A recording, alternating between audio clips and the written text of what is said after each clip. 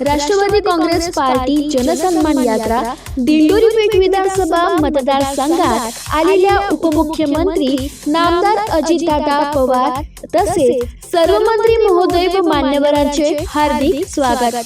दिंडोरी पेठ विधानसभा मतदारसंघातील विकासाची गंगा प्रत्यक्षात आणण्यासाठी अहोरात्र प्रयत्नशील असणारे विधानसभा उपाध्यक्ष माननीय नामदार नरहरी झिरवाळ साहेब यांना मोलाची साथ देत मतदारसंघात विविध विकास कामांना मंजुरी दिल्याबद्दल माननीय उपमुख्यमंत्री अजितदादा पवार यांचे मनपूर्वक आभार।